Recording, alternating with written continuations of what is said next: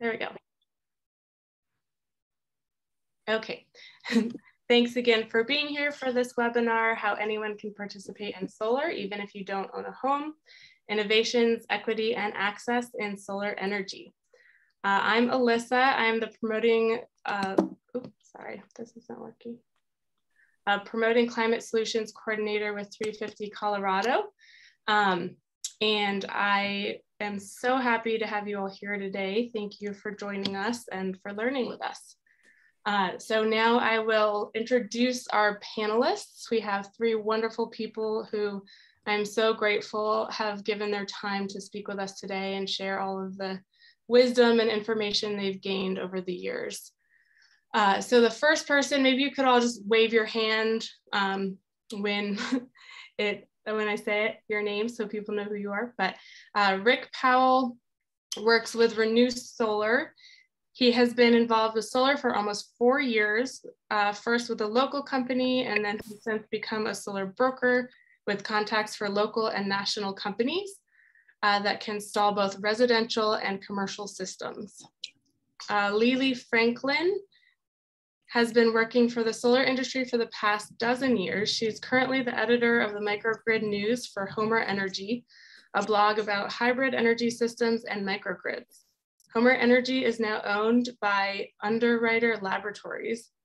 She has worked for Namaste Solar, Colorado Solar and Storage Trade Association, COSA, FTC Solar, a producer of utility scale solar tracking systems, and several other renewable energy companies. Prior to that, she was a science journalist for NPR, covering, I'll go to this now because I'm speaking about you three.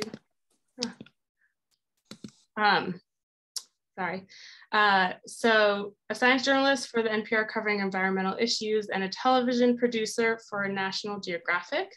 She's also worked for the Discovery Channel, the BBC, PBS, ABC, and others.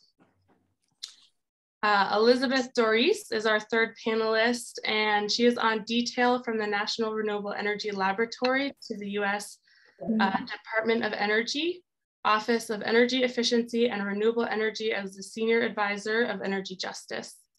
At EERE, she serves to better understand and integrate opportunities for expanding EERE's research and impact across the RDD&D portfolio through expansion to and inclusion of new stakeholders. With NREL since 2005 and since 2015, she has been the laboratory program manager for state, local, and tribal governments at the NREL laboratory. She's now responsible in this capacity for developing and directing all aspects of NREL's relationship with these audiences and coordinating these activities across the laboratory. She has 20 years of program development and management experience in energy efficiency and renewable energy policy research and content expertise in energy policy, including over 50 publications on effective policies for clean energy development. Her research interests include mixed methods, approaches to understanding technology, and is adopted in energy markets that are evolving to have a broader set of stakeholders. She holds a BS degree in environmental science from Boston University, an MA in environmental policy from Johns Hopkins, and a doctorate in law and policy from Northeastern University.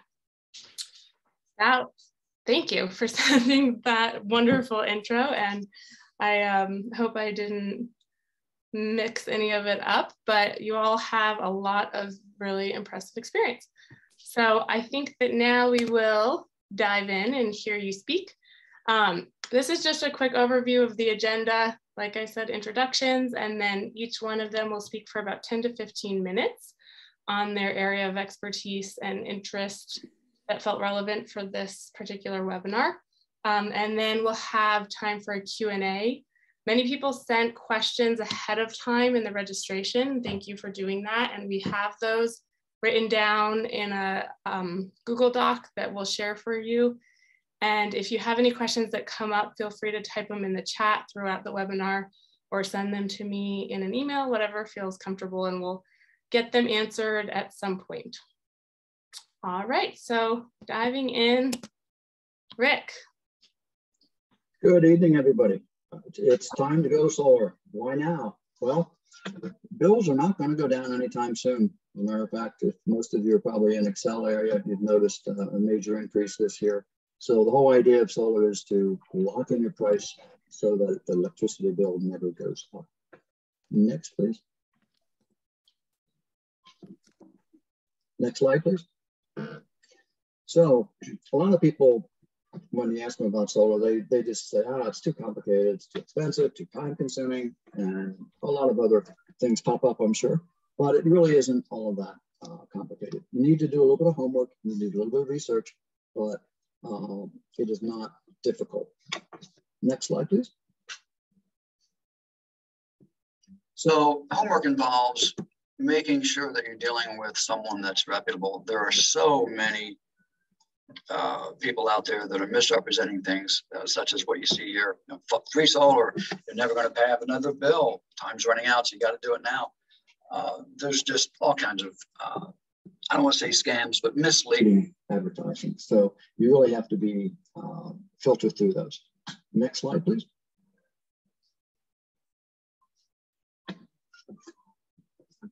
But before you start, you have to think about, is it right for me?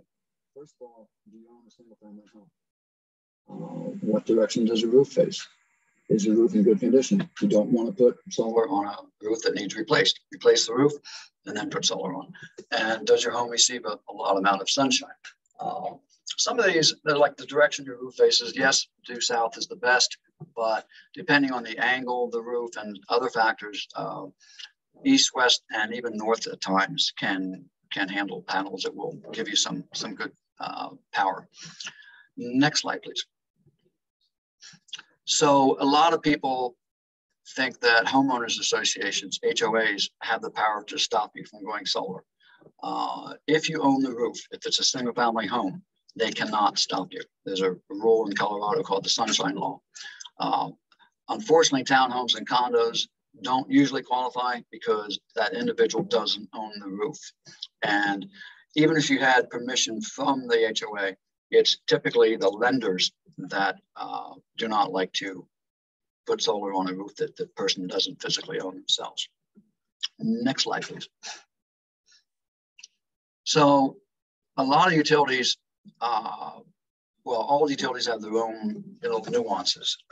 And this you don't really have to get into too much. The person that is talking to you about solar should have the information, but it's always good to do some homework ahead of time so that the people that you're working with, they know that you have at least a rudimentary knowledge of solar.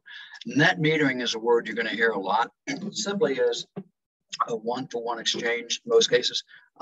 You produce more power typically during the day than what you can use, so you give that back to the grid.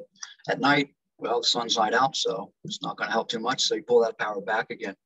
And 99 times out of 100, it is an equal exchange, one-for-one. There are some companies that don't do that, and that's why you need to make sure you do your homework ahead of time. The other part of it is the 12-month settlement or true-up policy. That means with some utilities, you can do a continuous rollover. In other words, you build up the credit, it goes to the next month, and on. Others have a true-up policy at the end of the year, some in April, where they will figure out how much extra you've given them, and instead of allowing you to roll over, they give you a payout, and it's usually at a discounted rate, not the full amount that you would normally pay to get the power. So that's two very important things to know about the utility before you dive in any further. Next slide, please. So as with anything that you're buying, you need to do your homework and research the people or the companies that you're working with. You want to find out all these things that are listed. The performance guarantees, what timeline is involved in starting the project and how long it will be before it's finished. Permitting and other things like that are typically handled by the installer or the solar company themselves, but you want to make sure that all of that is in writing. And then at the bottom, you see after receiving the bids, you want to try to compare apples to apples. Some companies will play games with the offset. The offset is simply how much power will the solar system offset your electric bill. So got distracted there at the bottom. Yes, you do have to have enough power. You have to use enough electricity to make it worthwhile. Typically, the point is of detention is like $125 or more. If you don't have that a bill that high, it can still be viable, but the higher your bill, the more attractive solar is. Next slide. So purchase versus lease. I can sell both, but I will not sell lease unless absolutely necessary. And the main reason is the purchaser does not get the 26% tax credit. The leasing company does. With a purchase plan, your payment never goes up. With leasing, it can go up anywhere from 1% to 3% a year. And in my mind, as a realtor besides a solar consultant, the problem with selling your home when it's leased is that the purchaser has to qualify for not only the mortgage loan, but also the lease. Whereas with a purchase, the seller of the home typically pays off the solar loan at closing, and the person buying the home only has one payment, their mortgage. And the difference between the mortgage with solar and without is really not all that much. So they're going to be getting a home with no additional payments on their electric bill. So you need to be careful about purchasing versus leasing. Next slide, please. Okay, so there are a lot of different rebates and incentives. Currently, until the end of 2022, there is a 26% tax credit. Now, that's a credit, not a deduction. A deduction is you simply deduct from the amount that you owe, and then you figure out your taxes. With a tax credit, whatever you owe, you get 26% of that taken care of for you. If you don't have a big enough tax liability in 1 year, you can use that over, I believe it's 5 years. Many states have their own incentives. Two of the best, South Carolina, in addition to the 26% federal tax credit, they give you a 25% state credit. So you get solar for half price in South Carolina. Some utility companies have rebates. Most of them have been exhausted. They had a certain amount set aside, and but it is still worth checking into. SRECs or SRECs are solar renewable energy credits. Most power providers are required to have a certain percentage of their power generated through renewable energy products, such as solar or wind. So many times they don't have the ability to do that. So they will actually pay people who have solar. They will give them a certain amount of money. It depends, on the state and other circumstances. They will actually buy that credit for you so that they can then say, okay, we are now doing such and such through renewable energy. And then finally, the solar company themselves may have incentives, but you have to be a little bit careful there. I've seen some where, free payments for 12 months. Well, nothing is free. You're paying for those 12 months. It's just added to the end of the loan. So please be careful when you're looking at those kind of offers. Next slide, please. Warranties. Equipment is warranted by the manufacturer. The roof penetration is usually warranted by the installer. Many only go 5 years, but there are warranties out there up to 25 for the roof penetration. Labor sometimes is included in the warranty, sometimes not. And then the biggest thing you have to worry about is what happens when the installer, the person that sold you the system, or the manufacturer gets out of business. You could be liable for any kind of repairs. There are alternatives to that. You can get separate insurance policies, such as Solar Insure, that will cover everything, even if the manufacturer is out of business or the installer fades away into the woodwork. Next slide, please. Financing. Okay, very few people have the wherewithal to just say, okay, here's $20,000 or more to buy a solar system. So it's typically financed. Most companies now offer 0 down payment, so it doesn't cost you anything out of pocket. There's a wide variety of different terms and interest rates, anywhere from 7 years, 1.99 on up to 25 or 30 years at $799. And the effect on your monthly payment, of course, is similar to a 30-year mortgage versus a 15. You're going to pay more in a 15, but it's going to be paid for sooner. So you have a wide choice to pick when it comes to the payment plan. Prepayment penalties is not a problem in Colorado because they're not allowed by law. But when you're shopping, make sure you get the total monthly amount, the total cost of the loan, including the interest or the APR. Like when you go to buy a house, the house costs, $200,000, but over the 30 years you're paying for it, it's going to cost you $450,000. So you want to make sure that you know what you're getting into. Make sure that all the terms are spelled out. Okay, next slide.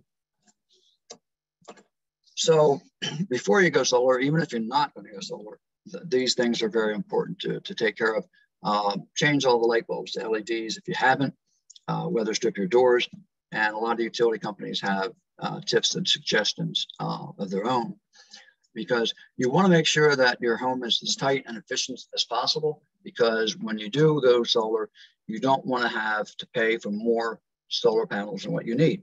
So if you have done your homework ahead of time and made the home as tight and efficient as possible, then you won't need as large a solar array, and therefore saving up to thousands of dollars. Next slide. So appreciate your time. There's my information. If you have any questions, please feel free to call me or text me or contact me any way you want.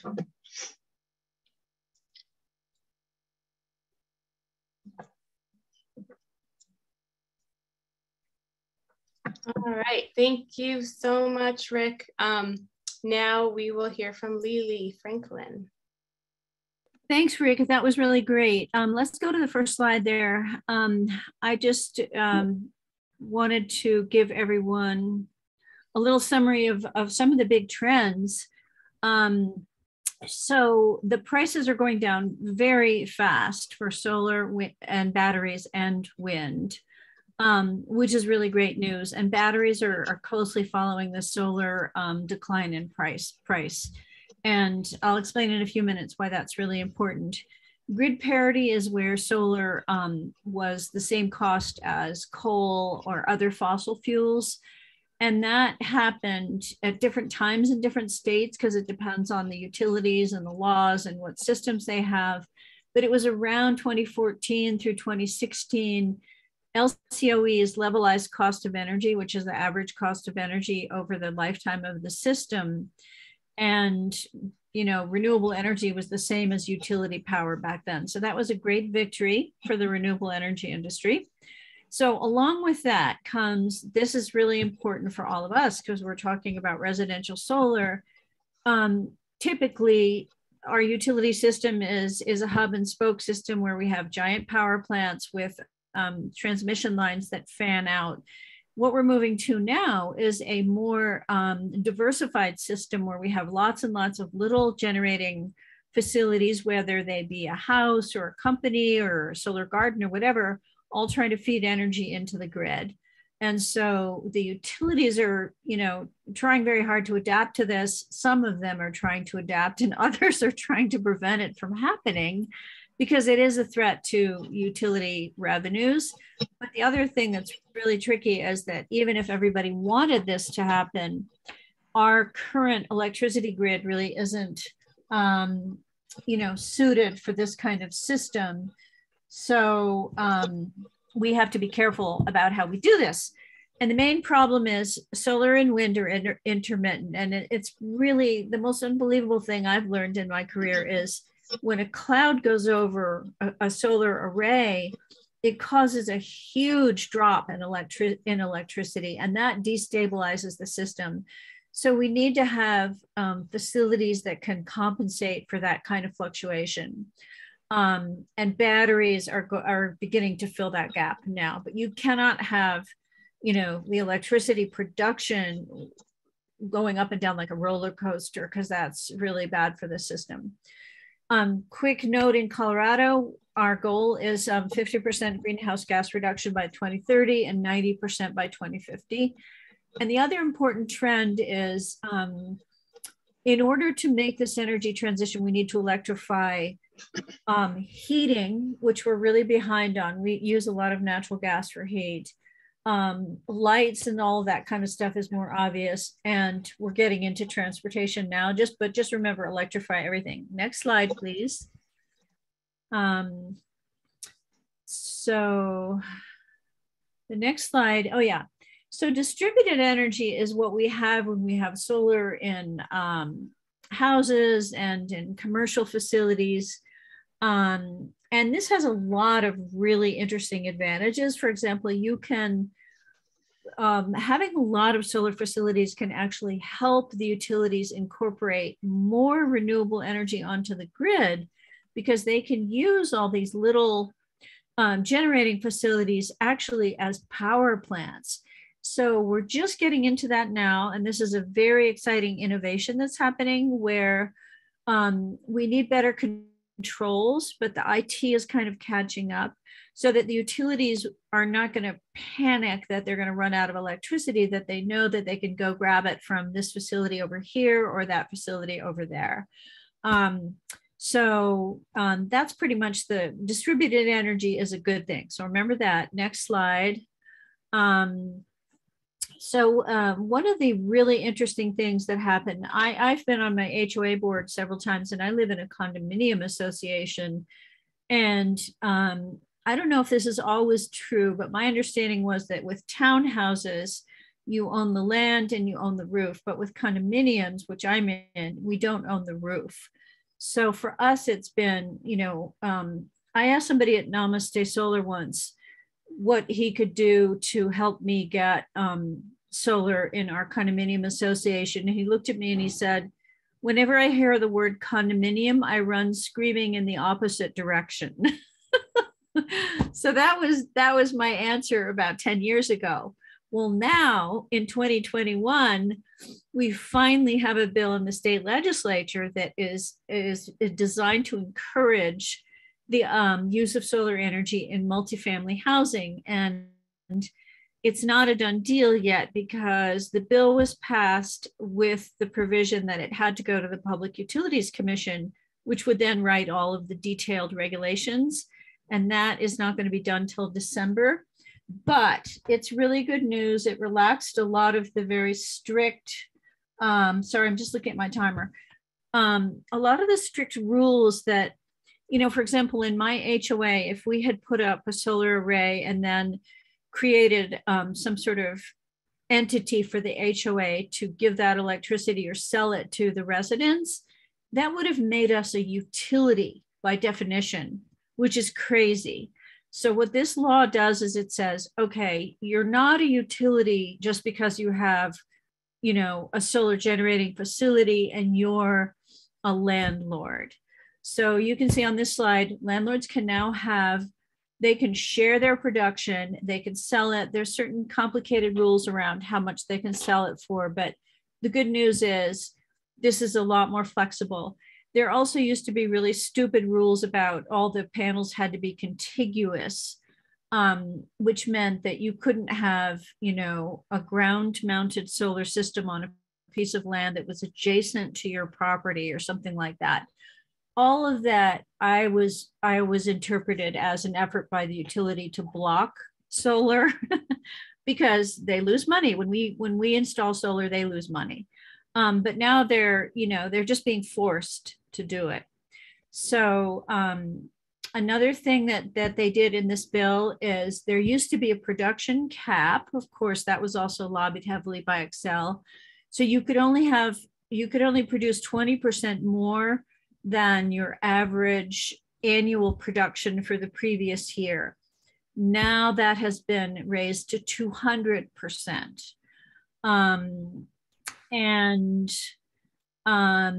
Another thing that's really important is in a lot of states and in our state as well, there are huge backlogs in getting solar systems approved.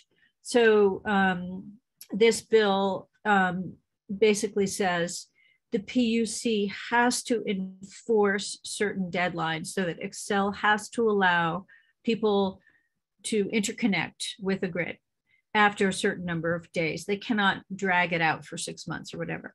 Okay, next slide, please. Oh, I guess what happened to the community slide? That didn't, oh, there is that last one I sent. Okay, well, I'll just talk about it. So community solar is also an option for people who live in multifamily housing, for renters, or for those people whose houses are not suitable for solar. And it turns out that's 49% of the houses. So Colorado was one of the first states to, I think we were the first state actually, when we passed solar garden legislation. And now there are community solar laws in 39 states.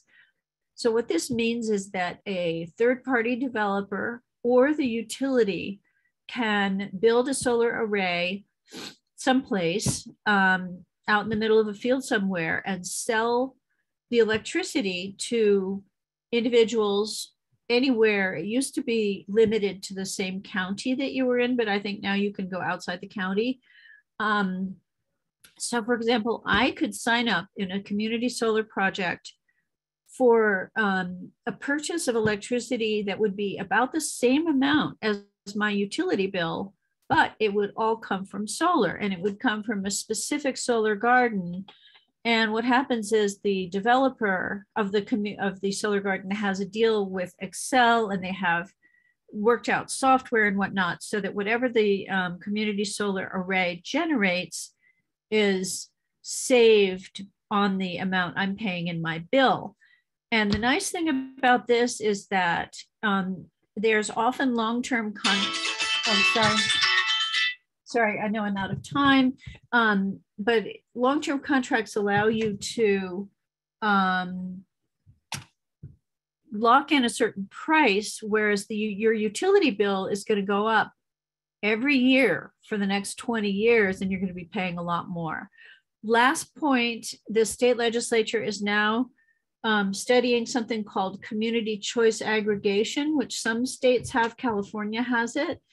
So that if let's say I don't want to buy into a community garden or solar garden, but I do want to have more renewable energy, community choice aggregation allows other companies to come in, and it could be some company in Texas, and say, we're going to sell you retail electricity and it's going to all be renewable. And Xcel has to allow them to do that. And this has never been the case in Colorado, because we don't have that kind of setup with our regulatory electricity regulation, but other states have it. So this would give us the chance to do that as well. So that's it for me.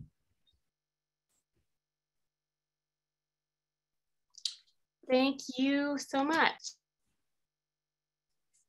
Can everyone hear me? Yeah. Okay, awesome. So this is Liz Doris. I'm with the National Renewable Energy Lab. I'm on detail to the U.S. Department of Energy right now. And I just want to mention, I think both of these presentations have been so phenomenal. And I just want to say, and there are probably many people on the phone that contributed to this, and it will connect back into my presentation in a second, that Lily, your presentation is a summary of years and years of work of people like yourselves who have both put in these very first solar laws and really led, in the state of Colorado in particular, led in getting solar onto rooftops and through utility scale. And like, it is the actions of individuals and groups like 350.org and others that are really identifying the challenges and really bringing those to their legislatures and to the regulators and working to improve the situation for solar overall. So I think it's it makes me very proud to be a Coloradan that we have such active people really trying to push forward on the clean energy transition. And I just wanted to mention that, because I bet not just Lily, but many people on this call are in that category of people who have advocated and worked really hard to solve the challenges having to do with changing our entire energy system. So I wanted to say that, and I don't have 10 minutes of things to say, and I want to get to the questions. But what I am here to talk about is about access and equity in solar. So we've talked about sort of individual household solar and ways to get it and things of that nature. And we've talked about sort of the larger picture about the legislation. And I want to talk about some of the challenges that we still have remaining in solar and that are, and renewables in general, are ways that as individuals and small groups, we can actually affect change in these marketplaces, and that there's a lot of opportunity to do that. So in this slide, what I'm really talking about is that solar and renewables are winning. And Lily alluded to this too, and the fact that we have really mainstream conversations about how we change the way that we interact with our utilities is a signal that we are really, the transition to clean energy is happening, and it's happening for a lot of people very, very quickly, especially with price drops for both solar and wind, and advances. Someone in the Q&A had asked about recycling, advances in recycling that technology, advances in giving funds to or having agreements, legal agreements with rural communities for large scale wind that benefit those rural communities and keep them up and running when other industries have left, right? Those types of things are really driving towards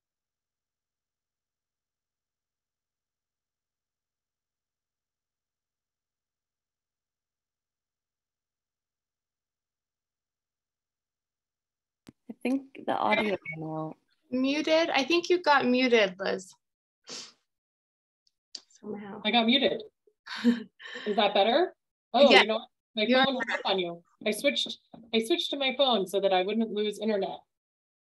But apparently my phone doesn't want to do that. So I'm back, and hopefully I won't lose internet. But okay, so this is one of the big goals that the administration, the current presidential administration, has around national security guidance. So clean energy as a national security strategy has to do with reducing imports, right? It's been the same story since 1971. And so probably before that. And so we have these goals, these national goals. And while clean energy is growing, it is not growing fast enough to meet any of these goals. And you guys at 350 probably know this better than any of us do. It is not growing fast enough to confront the climate crisis as we are currently understanding it through our scientists. So if you go to the next one, the situation gets worse before it gets better. One of the reasons we aren't making it is because the benefits of clean energy are maldistributed to wealthier and whiter folks. And I say that, and if you can't see me, you would, if you could see me, which some of you can, you would see that I am a white and relatively wealthy folk.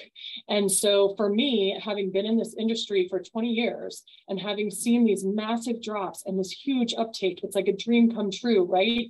And then in like 2014, we start seeing some of this data come out that like, actually, there is no trickle down renewables, right? Like, it's not like, oh, we'll get it right for one group of people and then it will expand. And if we get to cost parity for people who are early adopters, then other people will be able to take it on. And because we have a lot of challenges in this country around access to any benefits, really, those play out in the clean energy market as well. And what we're seeing is that even when you normalize for income, Black majority census tracts install less rooftop solar, even when you normalize for renting versus owning.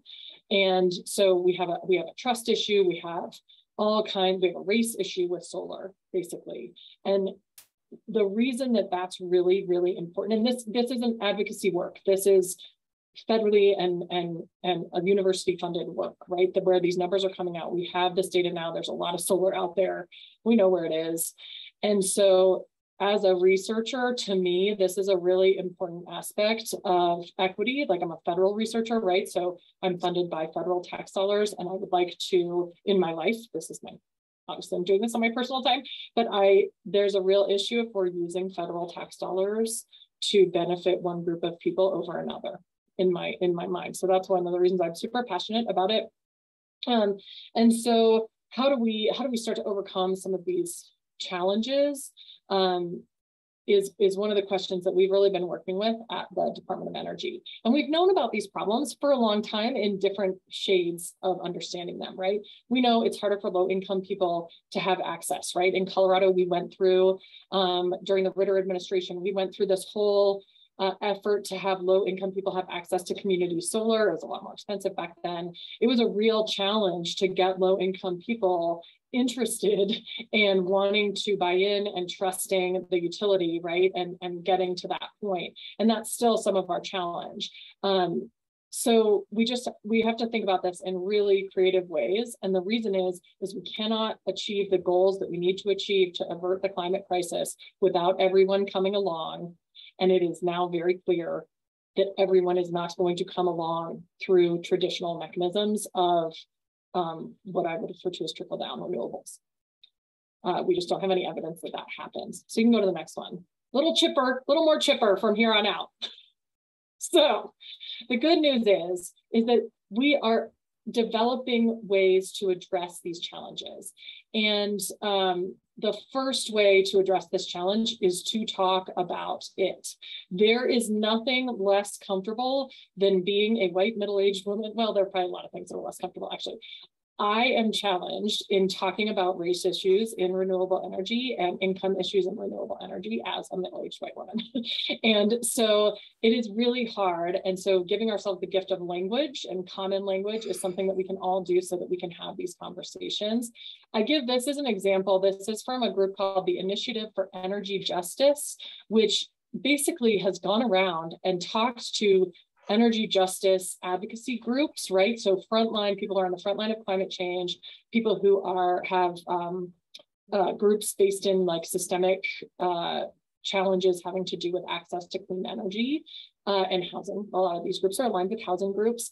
Then they went through and they interviewed a bunch of these people and they came up with kind of this nomenclature. And the link is here. The woman who started this nonprofit, the Initiative for Energy Justice, is now the head of energy justice at DOE. She's a federal appointee, a senatorially confirmed federal appointee. And she did this work. And so this is what we are aligning to at the US Department of Energy. There are a lot of definitions.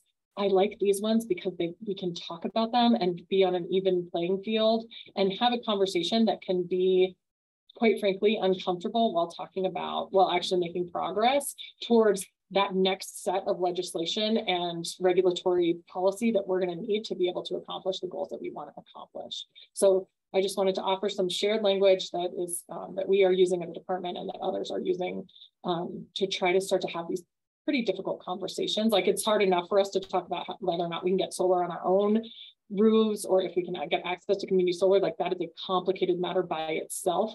When you layer in these other very real challenges, it's even more complicated. But we can have the conversation, and we can do that by starting with a shared language. You can go to the last one. Okay, so there are even more things we can do. There is a wonderful TED Talk that I will put in the, I'm not a TED Talk person, but there's a wonderful TED Talk that I'll put in the chat after I'm done with my monologue here, that is about climate despair and how to be a part of the climate movement and have joy. And I will put it in. If you haven't seen it, it's wonderful. It's from Vancouver a couple months ago. But one of the things that we can do is advocate within our own places for programs that make sense for a wider variety of people, including ourselves and our neighbors. And one of those, there are two that I'm going to talk about from the department that are really trying to push on this right now. And one is called SoulSmart. There are at least 20 Colorado communities that are SoulSmart designated. That enables the community that's done at the local level. And so you can ask your local city council people, you can ask your local governments, county or city, if you're incorporated, and that gives you access to a network of people who are working on things like permitting, who are working on things like solar and multifamily, solar in traditionally underserved communities, things like that. And you have to apply and get in and meet the criteria that you're like making an effort to go solar in your community. But then you also get technical assistance, or you're eligible for special assistance that the community can get to really help push forward. And you get access to a network of people who can help the community figure out how to have an equitable solar transition. So that link is there if you're interested in talking to your city council people about that. And then the National Community Solar Partnership, this is SolSmart does distributed and utility scale. The National Community Solar Partnership is really about expanding access to community solar. And they also have a network that you can access, the community can become a part of and access, and you can check that out in the link I didn't put on there. So I'll put it in the chat. It's probably there if you click on the pictures. But I'll put that in the chat. And so those are sort of two things that you can do. But my main message here is that we've really, in order to accomplish the mission of preventing climate impacts on our local communities, we really need to expand access for a number of people. And there are ways that we can do that while also moving forward on the technological front that we're moving forward on. So thank you so much for the time. I really appreciated hearing the other presentations, and I'm excited for Q&A. Thank you, everyone, so much. I just learned a ton, and I'm sure everyone else did too, and really appreciate all the time and energy you each put in. And I love how we started very personal and approachable and accessible for the individual or family, and then we went broad to community and wider community accessibility. So that felt like a great sequence for my brain. And I will be sharing this webinar for everyone too, so that you can go look back and revisit the slides if you'd like to after. But let's dive in. Let me spotlight you. Oh, you already did. Okay, so next. Oops. So next slide, we have questions and answers. I'm going to put in the chat a link to the questions and answers that we got from the registration. And then in that Google Doc form, there's also a bunch of wonderful resources and some action items. So if you hold on one second, maybe I will share, that is in the slide too, but I wanted it to be in a Google Doc so that you could actually click on the links, which we can't do in a presentation. So that takes us to the end of this, and I will stop sharing this and start sharing that Google Doc so that everyone can look at the questions. Does anyone have a question they would like to ask that's just burning and coming up after that discussion while I bring that up? Sure, I'm starting to look at the Google Docs. I didn't see my question about mobile homes. I've been told that mobile homes are not allowed to get solar panels. And what about putting them in the yard, like setting up in the yard? I can answer some of that if you like. Go for it, yeah. Depends on the municipality. Some cities will not allow ground mounts at all. So that can be a deal killer. Also, the rule about solar on mobile homes, just like on the townhomes and condos, it's typically the loan company that is the one that has those kind of rules and regulations. So it might be just a matter of looking at different companies that have different financing angles. All right, thank you. So now we have this up. The first question was, how can renters be included? I own an apartment, but in a low-income community housing project. And Lily answered that. Would you like to explain a bit? Sure. It's kind of what I covered in my slides. You basically have two choices. You could buy into a solar garden, which is actually what I'm considering doing, or solar garden / community solar project. They're really the same things, just different words. You know, the reason I've come to this decision is because I've been trying for years. Well, maybe the new legislation would help us, but for years I've been unable to get anything organized in our HOA, mainly because the laws were kind of stacked against us. So I think the best option is to either join a solar garden or wait till December and see what these new regulations for multifamily housing are actually like. And then if, depending on what those will allow you to do, figure out if your HOA would be a candidate. Thank you. And since you were already talking about solar gardens, Christina had a question about how to find the most reputable solar garden options. I think she'd said above that she'd heard people had bought in and waited years and years. Well, I think, you know, that there's a huge Where are you going? And there, oh, hi, Micah. Micah Parkin just joined. The solar gardens are selling out really fast. And I just downloaded tonight a spreadsheet from the Excel website that shows, you should go on the Excel website and look up solar rewards, and they will have a list of the current openings. So basically you're limited to what's available. You don't, this is one of those areas where you don't have a huge amount of consumer choice at the moment, just because it's really because Excel limits the amount of solar garden capacity that could be added to their grid. Does that make sense? Yes, yes, unfortunate, but it makes sense. All right, so I was typing the answer to that at the bottom of all the questions, so I'll keep doing that. But next up we'd have, I'd like to get rooftop solar for us. What grants are there? I think Rick should take that one. Sorry, Rick. No, but you probably know more about it than me. I don't think there are actual grants, but there are the tax credits.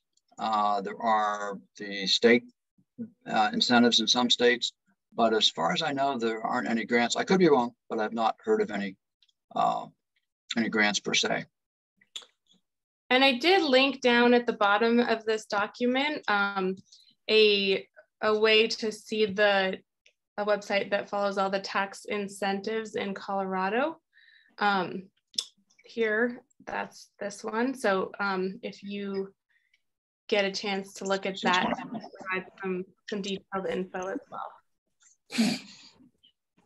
And next up we have, are there local community solar gardens I can participate in, or what else can I do besides purchasing solar panels for my home?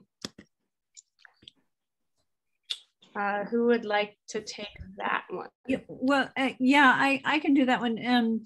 So there, did I put the Excel link? I think on one of the other questions, there's an Excel link.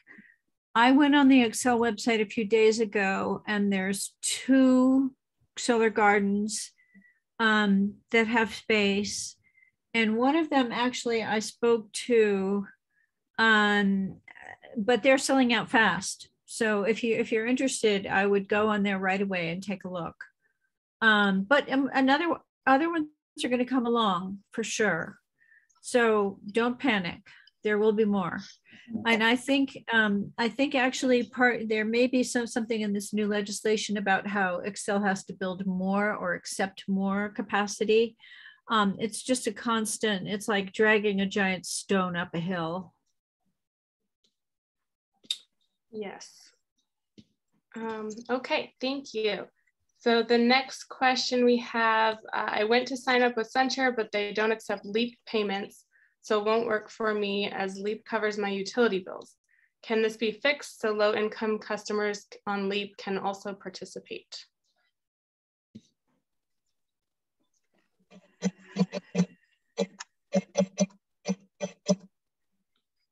Does anyone have an answer coming to mind around LEAP, or is that something it looks like someone wrote in an answer that LEAP is a federally funded program implemented at the county level, suggests contacting SunShare and working with them. On a larger level, you could contact the county administrator for your county or federal program administrator and submit comments that you'd like to see the list of eligible payees expanded from directly to the utility. So that's a great answer. A couple items that you can do. Any other comments on that one? I will just say that this is a constant thread of discussion about increasing access to low-income folks around solar, and in these programs like the weatherization program and the program that funds LEAP. And it's just a real challenge. Those programs are really focused and very clearly legislatively written to be about efficiency. And so it's a challenge, but it is an ongoing discussion in the federal sector around this. It's a tough one. Yes, yes, but good discussions are happening. Let's see, we already talked about community solar gardens a lot, but how can retired persons on fixed income afford solar panels? It looks like there's an answer there for that one. Anyone who would like to speak to that? Is it, sorry, was that the retired? I was answering a chat. Is that the retired one? Yes, yes, the retired. Oh yeah, yeah. I was just saying, of course the devil is in the details and it depends on the specifics, but Excel's had some really big rate increases lately. So if you sign up for a solar garden, you could lock in a lower rate.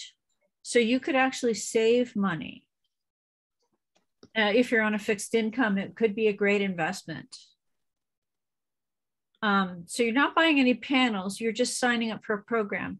Now, the thing is, I just read something in Liz and one of Liz's slides where Liz, I think you said that some of these utility sponsored programs actually do not save people any money. And I've had somebody from Excel admit to me that they realized they can charge more for renewable energy because they know people are willing to pay more for it, which is really depressing. But if you go with a third party or a nonprofit provider, you could get a good deal. And as the price of solar continues to go down, you could actually find yourself paying less in your utility bills in the next 10 years than you would be paying Excel. So, but you have to really research that carefully. So I don't think that was in my slide, but that's was it? It wasn't? It's not great information. Yeah. Unfortunately, it's true that they don't always pass along the lower cost of solar to their customers, but the cost is going down. So as it gets more competitive, you know. Yeah, amazing. Yeah, hopefully that in the long run does help. And we do have some links below again to third party and nonprofit organizations that you can look into. So I'm curious, I'm thinking maybe we should try to get to some of these questions in the chat because the ones that are in the Google Doc already have answers. So there's one from AK. There's a bunch of questions here, which maybe we could try to bundle, but is cashing out on a regular basis or rollover better? I can answer that if you like. You don't want to cash out because with the rollover, you're not going to produce enough power typically in the wintertime to offset your entire bill. So what you need to do is have some credits build up throughout summer months where you're producing more, and then it continues to roll over. Whereas the cash out, number one, you don't have that credit, so that you're going to be paying the full bill come wintertime. And they also pay you out at a discounted rate, typically much less than what you pay per kilowatt. So I recommend to never go with a payout. And just a little footnote on that, I just read in the new legislation, I just didn't have time to mention it. There is some somewhat complicated language about these rollovers, but they put in a provision where if you move out of the utility territory, which means you have to leave the program. Let's say you're an Excel customer and you're moving to a different state or something. You can donate your credits to a low income person. And I think that's a fabulous program. Yeah. Is that, you said that's in the legislation, it's not passed yet? That's in the bill that I just was talking about. Oh, awesome. Yeah. Cool. Amazing. All right, are battery packs on the side of house like Tesla preferred to the rooftop where batteries can be included with each panel?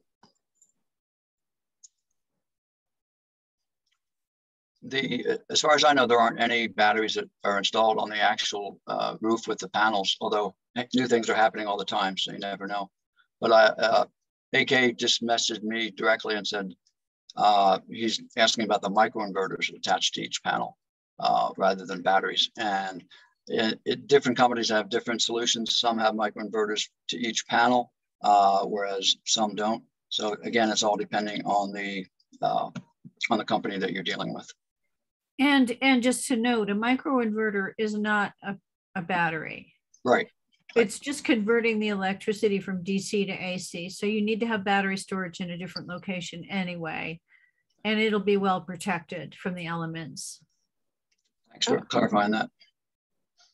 Okay.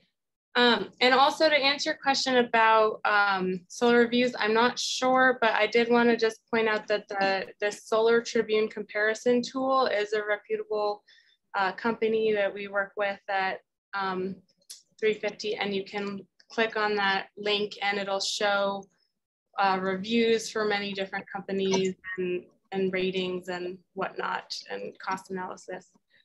So we only have a couple minutes left and there's still a ton of questions that we did not get to, but I will try to get all of them at least in this doc so that you can visit this document and have your questions answered here.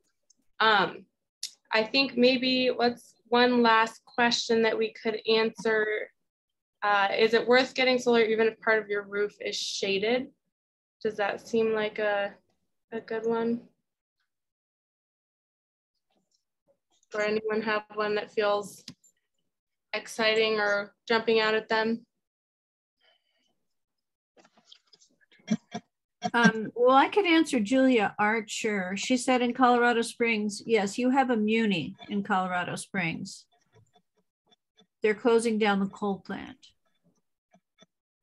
Oh, she left, sorry. On the shading,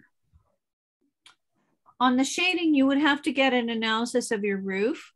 And there's some really great the solar installation company that you choose would do that analysis for you. And they would tell you whether you have too much. It really depends on how much shading you have and where it is. But they could do those calculations for you. Great. Thank you so much. That was a lot of questions. And like I said, we'll make sure that as many of them as possible are answered in this document. And I'll send the link to this out with the video and PowerPoint slides. And just to visit, we have the resource list with a lot of those resources that everyone mentioned down here. And then we also have a couple action items that you could take if you want to just do something to support today. You could go sign this petition that asks the Congress and FUC to hold monopoly utilities accountable. And then there's another one about encouraging Colorado lawmakers to pay as you save legislation. And then one conference coming up, if this was very interesting to you and you want to learn more, the Colorado Renewable Energy Society has a Renewables Powering Forward Solutions for Our Clean Energy Transformation Conference in August. So lots of opportunities to plug in. So I will make sure that all the questions we didn't get to are in this document and hopefully answered. And I just want to thank everyone so much for being here tonight and sharing all of the amazing information with us. Quick question on the chat. Usually you're able to save the chat. Is there some reason why we can't?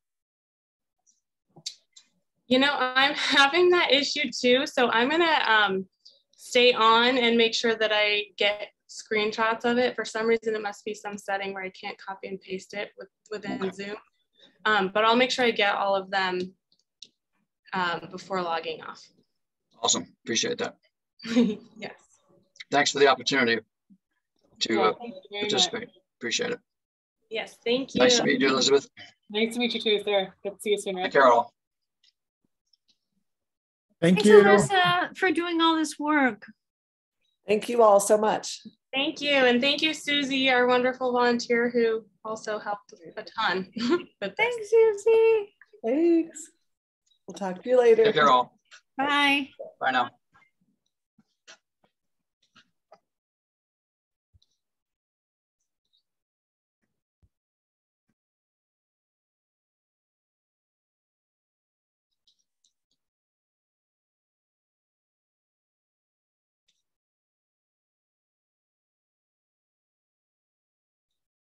I was just going to say, actually, real quick, Alyssa, I think when you're recording, it